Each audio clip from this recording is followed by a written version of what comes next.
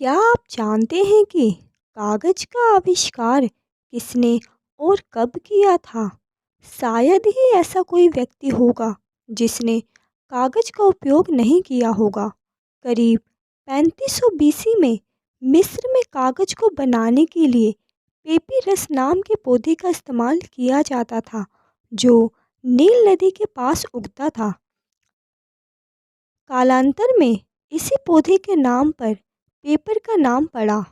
जब मनुष्य को धातुओं का ज्ञान हुआ, तब शीशे, तांबे, पीतल आदि पर लिखने का प्रयास किया।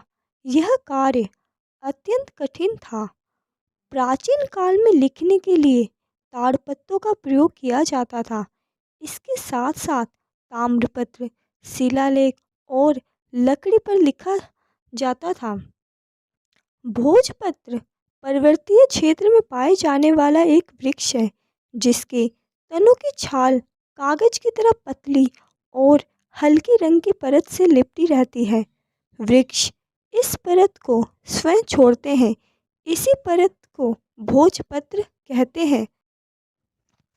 प्राचीन रोमन जिस वृक्ष की छाल का उपयोग करते थे, वह लीबर कहलाता था।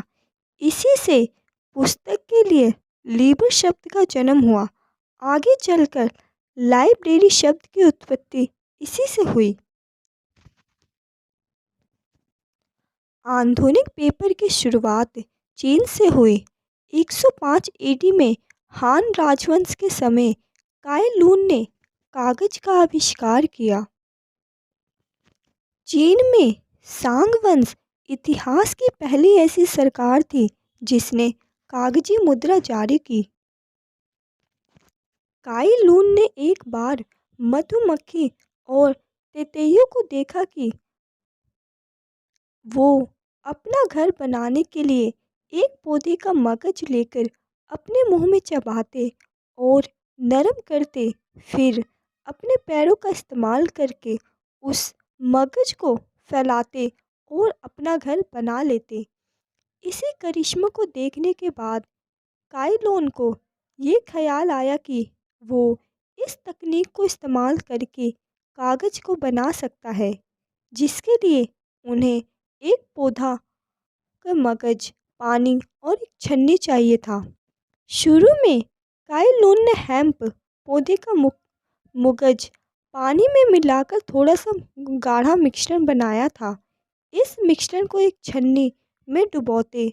जब इस छन्नी को बाहर निकालते थे, तो एक परत छन्नी पर जम जाती थी। इसी छन्नी को धूप में सुखा देते और ये परत सूख जाने के बाद कागज जैसा बन जाता था।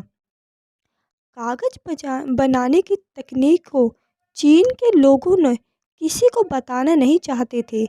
इसी कारण बहुत साल तक कागज का आविष्कार चाइना तक ही सीमित रहा।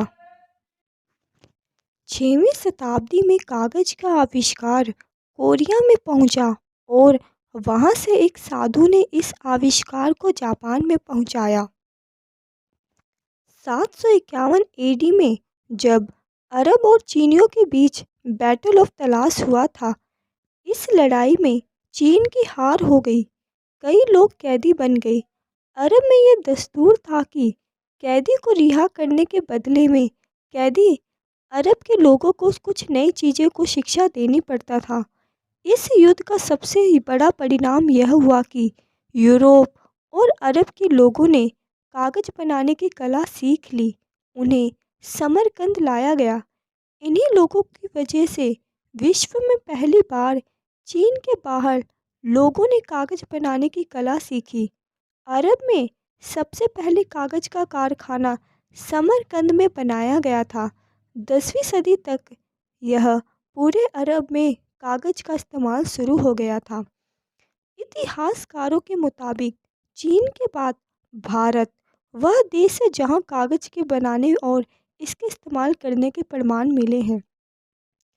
भारत में कागज बनाने की सबसे पहली मील कश्मीर में लगाई गई थी, जिसे वहां के सुल्तान जैनुल आबिदीन ने स्थापित किया था। इसके बाद कागज का उद्योग कलकत्ता में हुगली नदी के तट पर बाली नामक स्थान पर स्थापित किया गया। सुमेरियन सभ्यता में चिकनी मिट्टी से बने पत्थरों पर आलेखन की प्रथा मिलती है थी। 6000 वर्ष पूर्व के इनके अवशेष पूर्वी मध्य सागरीय देशों में आज भी मिलते हैं। कागज बनाने की यह कला जापान और फिर समरकंद, बगदाद, मिस्र तथा मोरक्को होते हुए यूरोप पहुंचा।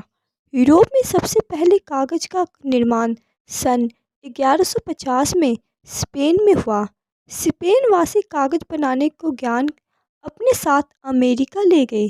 संयुक्त राज्य अमेरिका में पहली बार कागज मिल 1690 में विलियम रिटनहाउस के प्रयासों के द्वारा जर्मन टाउन पेंसिल्वेनिया में बनी। कनाडा में पहली फैक्ट्री सन 1830 में बनी। फिर Italy, France, Germany, England, Poland, Australia, रूस, डेनमार्क, नॉर्वे में कागज का निर्माण मिलता है।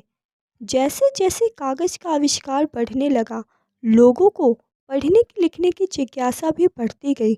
सन 1450 में योहानेस गुटेनबर्ग द्वारा छपाई की मशीन का आविष्कार हुआ। कागज की डिमांड और बढ़ने लगी। कागज बनाने के लिए प्राकृतिक संसाधनों का महत्वपूर्ण मात्रा में उपयोग किया जाता है। 1 टन कागज बनाने के लिए 2 से 2.5 टन लकड़ी और 30-40 घन लीटर पानी की आवश्यकता होती है।